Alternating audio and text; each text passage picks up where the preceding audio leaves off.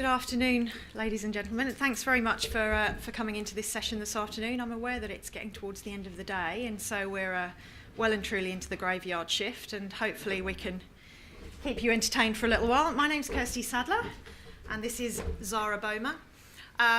We're from the Litmus group, and we're going to talk to you a little bit about our approach to working with organisations who are trying to transform their organisation. And for the Litmus group, SFIA really sits at the heart of that and works right the way through from, we work with organisations right the way through from trying to helping them design their strategy, through to what that looks like functionally for them, right the way through to designing their organisation, their structures, and of course SFIA is really where that sits, and then through to transitioning a workforce into new ways of working and how to use SFIA in that context as well. So we're going to do things a little bit differently. I'm going to talk for a little bit, and then when I can see that you're well and truly fed up with me talking, I'll be handing over to Zara, who will take over for me. Thanks, Zara. Okay, so today we're really focusing on a case study. We're going to talk to you about one of our clients and the experience we've had in working with them. But just as an introduction, really what we've found as a group working with some traditional IT organisations over the last few years is that a lot of those traditional functions have really struggled to keep pace with technology. And because of that, they've struggled to retain the right competencies or even change some of the competencies that they need in order to meet business need. They've struggled to really demonstrate to business stakeholders that they add value to the organisation, and a lot of the times they're still seen as an organisation that's just there to keep the lights on. And really what we've tried to work with them through is how to build up that, build up their presence again with the business and build up that confidence. So through the lens of a case study, we're going to look at a transformation journey for one of our clients. Right the way through, this was an energy and utilities business, so a business that had been around for quite a while and who had staff who had been with them from 4 years right the way through to 40 years. And we're looking at really changing the way they delivered their services to the business. So the presentation really highlights how we use the SFIA competencies and the tools and the activities we used within that to facilitate really what was quite a big change for the IT organisation at this particular company. So just a bit of background about our client. As I said, an energy and utilities company. They had about approximately 2,000 employees at the time. This was only about a year ago, of which 208 of those sat in IT, and that varied between 200 and 250 depending on their contractor base at any one time. There was very much strategic pressure from the broader business for them to lower their costs. They were seen as a very expensive function, and when we looked at some of their numbers and where some of those numbers were coming from, they were indeed actually quite an expensive function. Some of the other pressures that they were under was that there were new network monitoring coming in, so there were new metering technologies that were coming on board that as an IT function, as an organisation, they needed to get to grips with and to be able to roll out to the business and support the business through. They also had numerous communication type strategies, and there was this issue with IT-OT convergence, etc. So there were a lot of different strategies coming down from the business, and there was also a big focus on customer experience. The market was getting more and more competitive, and so for the business and therefore IT, there had to be a much broader focus on not only internal customers but external customers and what their expectations were. So that's a bit of background about our client. And really why SFIA became relevant for this particular organisation were because of some of the things that were coming out of the business. So consumer behaviours were changing, expectations on IT were changing. There were emerging new technologies constantly coming in, particularly, yes, around digital, but around mobilisation and things like that, which they hadn't had to deal with before. There was increased competition coming from the market. The energy and utilities market has become flooded with various different organisations who look to work in that space now, and so they had to make sure that they themselves were far more competitive. There were changes in regulations, which also meant they couldn't stand still. And finally, far higher consumption of data. So more and more data was being asked for and expected to support the way they were going forward. And through all of those things, that's where the organisation actually identified, first and foremost, that they needed to change the competencies that they had in IT, and felt that SFIA was really one of the things that would enable them to do that. So we'll just talk through some of the situations that the business, that IT was in, and the impacts that those were having on them. So business confidence in IT was really low with this organisation. They weren't seen as a strategic enabler at all. They were, as I mentioned earlier, seen as a function that was purely there to keep the lights on, put boxes on desks, etc. And because of that, one of the impacts of that is that the business started to set up their own shadow IT organisations. They'd go outside of IT, a lot of the time without IT having any knowledge at all, and would bring in contractors or consultants to develop things that they wanted specifically for their business, which meant that IT itself had very little visibility of what was actually going on, and had very little control of security and data that was out there. There was a lack of strategy and control on the workforce. So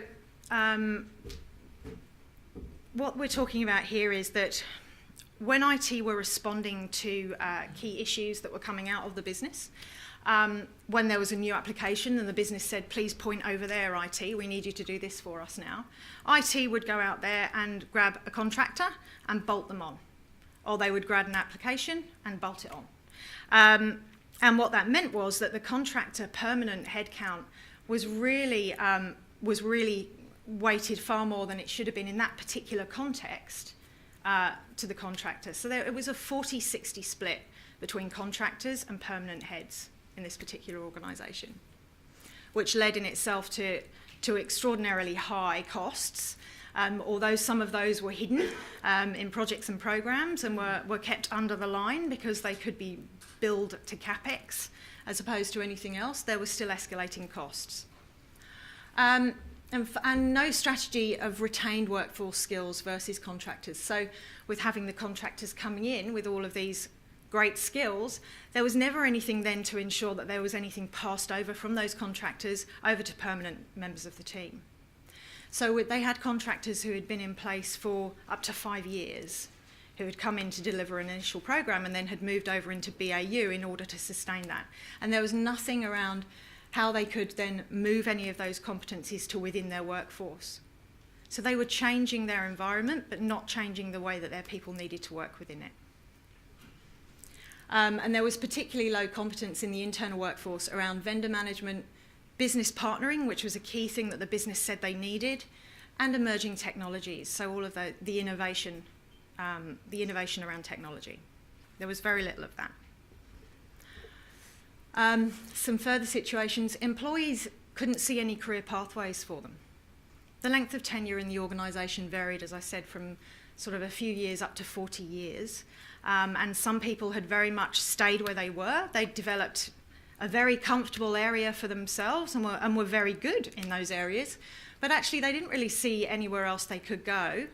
And so the engagement was appallingly bad, staff survey-wise, within IT. And it became very difficult for them to attract talent as well, because they couldn't actually articulate to new people wanting to come through the door as to what their career might look like within IT.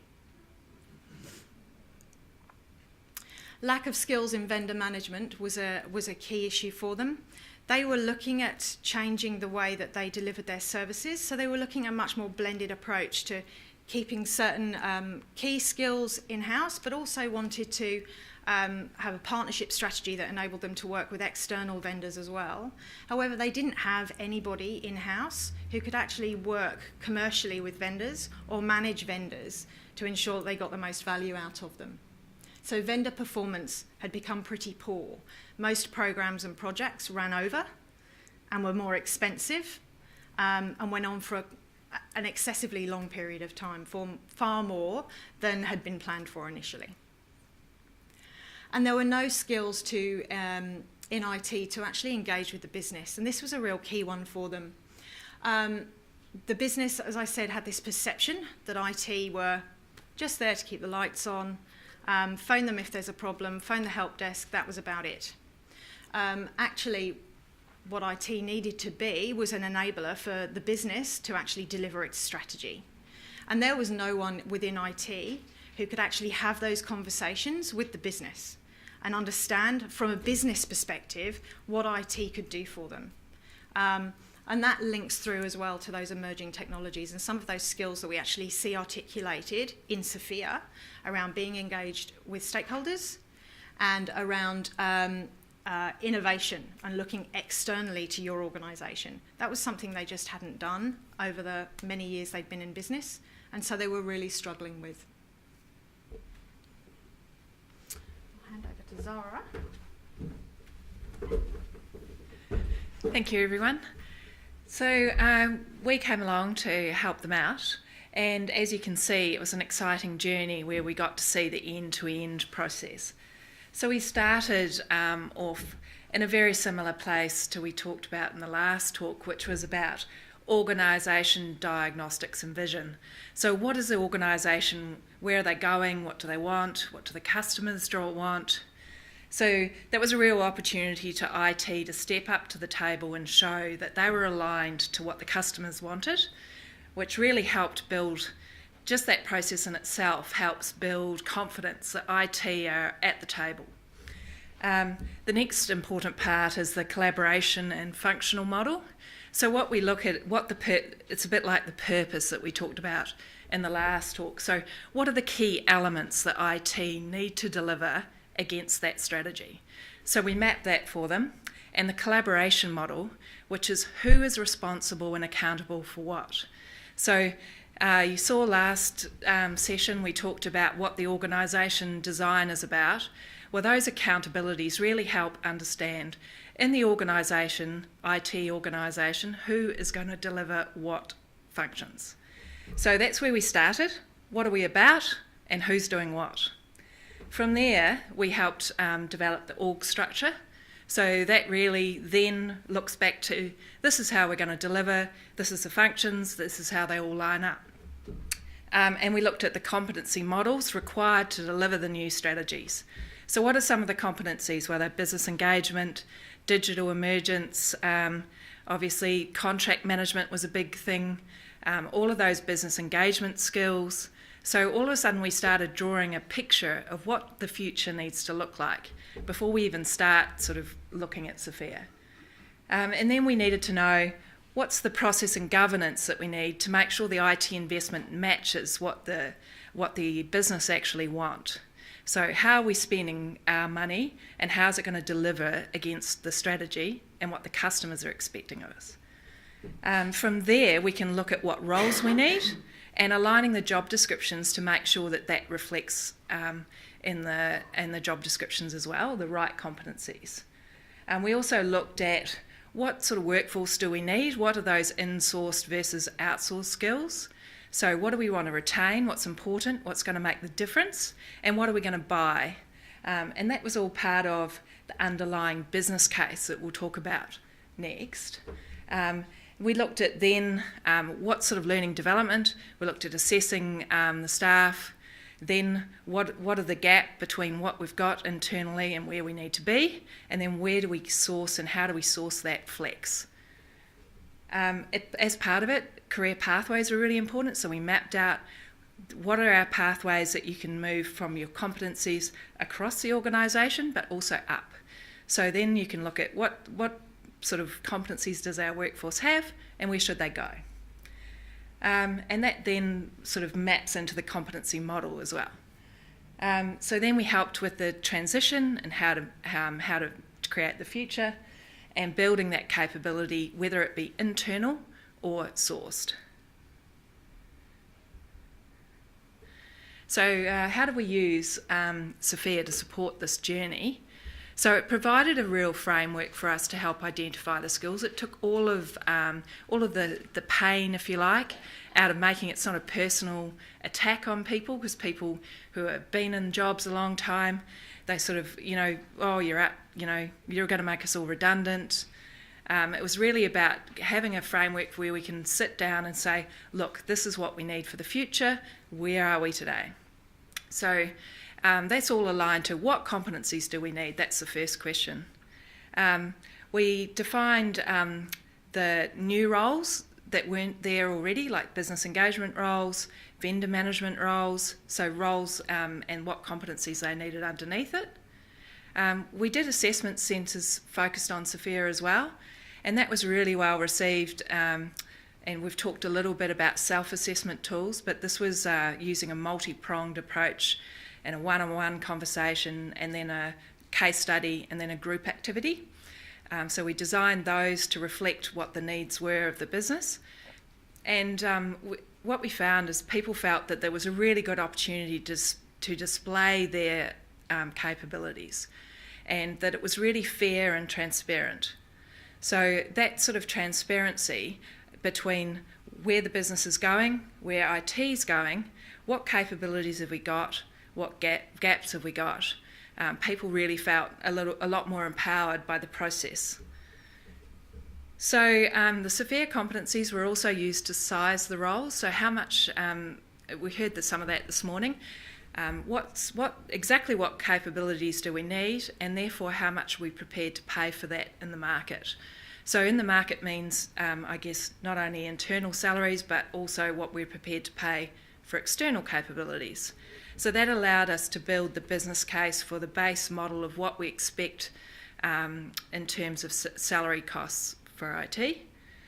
It really helped, as I said, identify those gaps, and those gaps helped decide whether we should recruit or retrain or source externally. So the competencies help define the case for change. Mm-hmm. So by that, it means that while we had a vision for what the future was, with reducing costs, this convergence of marketing, also the need for consumers wanted to know a little bit more data about the usage of, the product.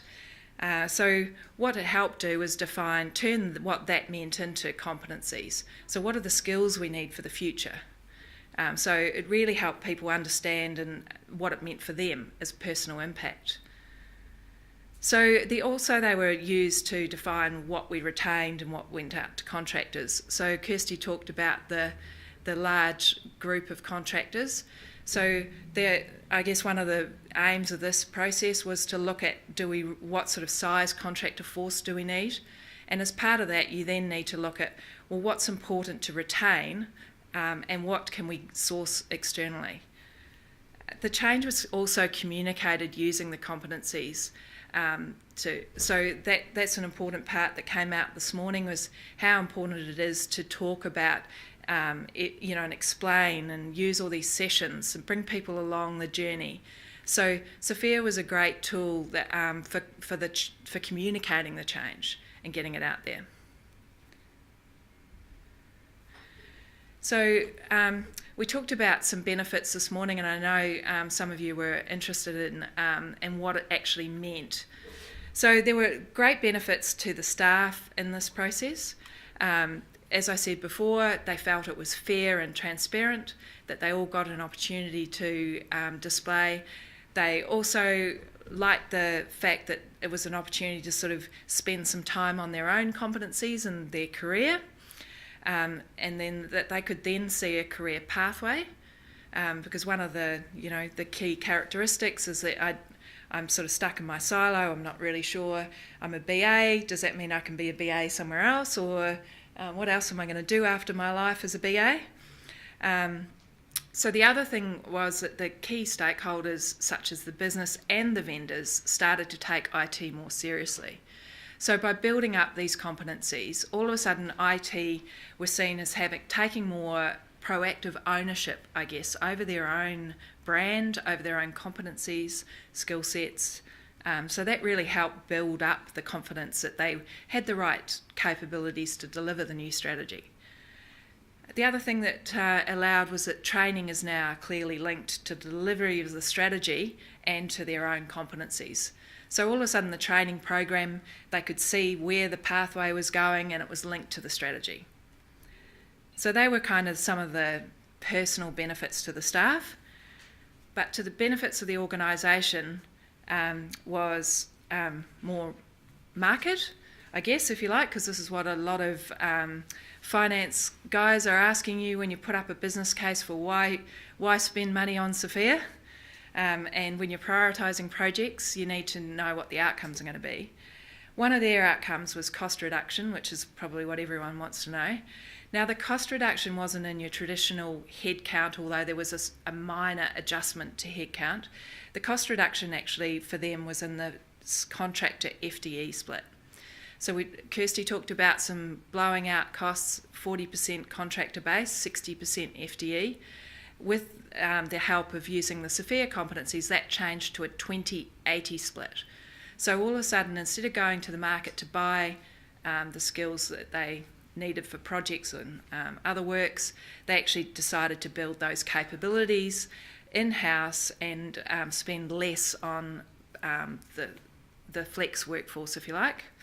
So that drove the ratio and obviously all the costs. So the cost benefit was 20% over their over their people costs. The other thing that improved, obviously, because one of the key new roles in the world was vendor management. So vendor performance has improved and continuing to improve with that focus and dedicated roles. So that's a critical, and obviously with that vendor performance improvement comes better business engagement because they start seeing IT performing better. So the improved vendor performance has got lots of soft flow-on effects as well. The other thing is that the strategies were very closely aligned. Now it wasn't that IT was seen as a reactive overhead in the corner. They were seen as being more contributing to the future strategy.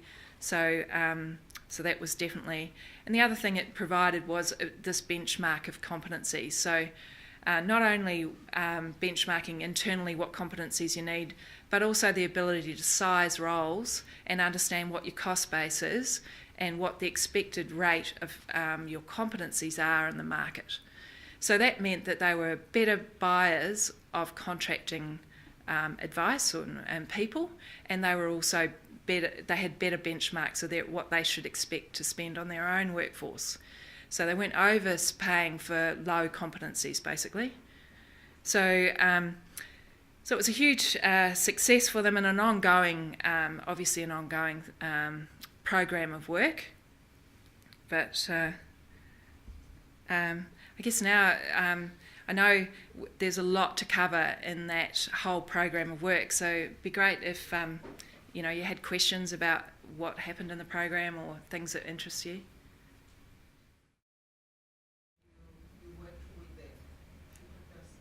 The type of what structure? Career sorry? pathway. Career pathways. Do you want to go? Yeah, sure. So you know the 89, or I think it is, different competencies. 96. It's numbers. So they are mapped, and sometimes you can map them into job families, but basically you map them into like-minded roles. So you can see where you've got the same competencies, or not exactly the same, obviously, otherwise it'd be the same role, but similar set of competencies so that you can look at where the pathway across might be. So and that's where families are quite a useful tool, in that if you're a BA, you sit in a family, you've got core competencies that can move across. You might have extra technical capabilities, but there are pathways across the organisation with development of those technical capabilities, and likewise up. So there's a kind of a sort of a sideways move where you can use your base competencies with an extra one or two, and also then what you need to do to go from a 5 to a 6, which is expectation of going up into the next level. So if you want to be if you're an L5 who wants to be an L4, you need to improve on these competencies. But as some of the earlier discussions were saying, it doesn't mean to say that if you're an L3 or 4, that you can't be a 6 in certain competencies. So you can still be an expert in your particular area, but it's just to move up, you've got to add business engagement or people leadership or a different type of technical skill, for example. What system did you use to document that? We used our own tools that we developed, so we didn't use a piece of software as such. So we also worked it into, so there were a number of different ways of doing it. Some organisations have worked with us where they've actually used one of our tools with a line manager actually sitting with their person and going through their competencies, using a competency tool and saying, right, so where would you like to go, what are your aspirations, and having some of those career conversations in that sort of forum. We've also used it through the assessment centre piece, which Zara talked about, which enabled people to understand if they were asking to be assessed through an assessment centre for a role which actually was above their current grade, for instance, or was something slightly different, then at the end of that they get something which says to them, so this is how you performed against those particular competencies in that role, and these are the areas where you need to develop in order to move up or sideways. Yeah, so we've got a number of different ways of doing it.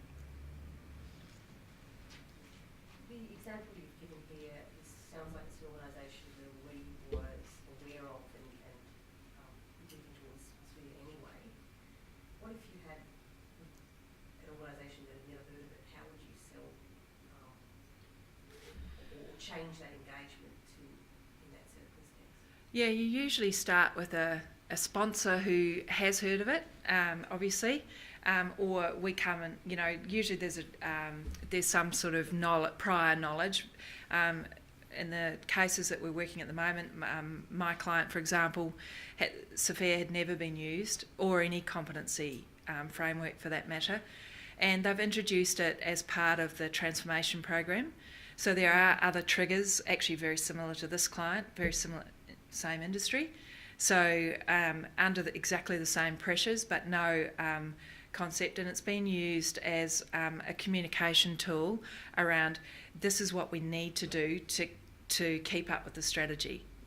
Exactly as the last project, and I guess the staff have been brought on that process, and they've had a similar reaction to going through the assessment centre process. They've got all new job descriptions. And although it's been a bit confronting, it has added a lot of structure and a pathway, at least, for the staff. And I think while there's an element of fear, there's also an element of relief. I also think what we try and do at organisations, particularly where there is less awareness of this at a top level, so particularly when organisations are trying to get some investment to be able to do something like this, is to not just talk to the IT community, but to talk to the HR community as well. So we generally have conversations with the CIO, but also with the HR director or the director of people and culture as well, to get them across why this particular framework why SFIA as a framework is so important for IT, that there isn't anything else which is as technical and as comprehensive for IT out there. And actually getting them to understand that and how it can help manage their workforce through the different things that we talked about actually starts to gain that buy-in. I think the other key thing for the broader community outside of IT also is the fact that it's also COBIT and ITIL aligned in terms of what we do. So underneath this, as part of the collaboration model, we also define processes depending on obviously the client, but we sometimes help deep dive into particularly the key processes where there are capability gaps. So we're aligned to whatever they do, all of the best practice, and also HAY. So from an HR perspective, when they come to us and say, look, we're kind of using our frameworks, does yours fit with HAY? We say yes. In fact, the SFIA competencies actually help inform your HAY grading and will give you a better outcome for grading your people. So all of a sudden, all of our projects, we work very closely with the HR and the finance community, and we find it gives them some comfort, simply because a lot of them don't understand what happens under the hood in IT. So anything that gives them extra information is usually well received. Yeah, absolutely. Any other questions? I think there was a gentleman back there. I think you've answered it. We're going to ask you why you chose SFIA. I think you've answered that. But the e-commerce, the European Union looks pretty interesting as well. The e-commerce framework, Oh, yeah, yeah. which is giving, not as comprehensive, but getting there. This we're finding SFIA is getting more and more traction in Australia now. It's obviously been around for quite a while now, but actually we have clients come to us who actually look on the internet and see SFIA and actually come to us to ask us about it. So I think the IT community in Australia is becoming far more aware, and particularly when you can link it to actually being able to deliver outcomes and benefits for them, then yeah, it's something that they're really engaged on. So it's e-commerce, not e-commerce, e-commerce. Right, we knew what you meant. Any other questions? Just on the start of the presentation, you spoke about the organisation being very costly. Did you have good benchmarking or other information to be able to determine that? Yeah, we've got a number of different benchmarks that we use. So we've created our own database of benchmarks from a number of different organisations, as well as using some of the standard ones like Gartner, etc., around some of the costs of IT. So yes, we could tell. We did a lot of analysis up front in that particular circumstance to really understand the cost profile of IT in comparison to the business, cost to serve, all that type of information. So yeah, we used a number of different benchmarks to get to where we got. And what we did was also, funny enough, this particular client that we talked about hated benchmarks. Didn't believe they applied at all to him or his organisation. So what we did was provide a range, actually, to say, well, look, in some instances the benchmark looks like this, and in some instances the benchmark looks like this, and actually you're way over here, no matter where you look. So there is clearly something there that's not quite right, and he knew it anyway. He just needed to be a little bit more persuaded. But yeah, we use a number of different benchmarks. So you've got a range of Yep. benefits from the exercise. How did the benchmarks finish up against the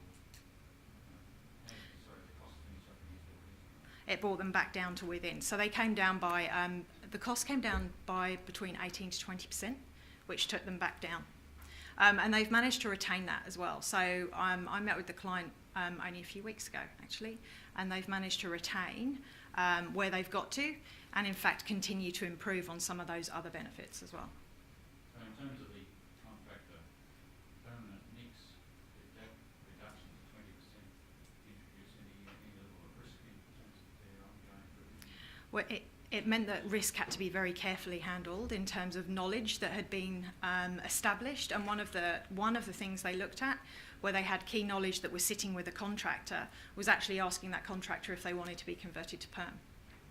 They also set up, alongside this, we helped them set up various vendor panels so that contractors came through just 2 organisations as opposed to 10 organisations, which was becoming very costly for them. So there were a number of strategies that we put in place to make sure they didn't lose knowledge when contractors left for individual programs or for key programs that had gone into BAU. That was 3 questions, that's my quota for the day. Phew! Thank God. Anything else? Great. Okay. Thanks, everybody. Thank you.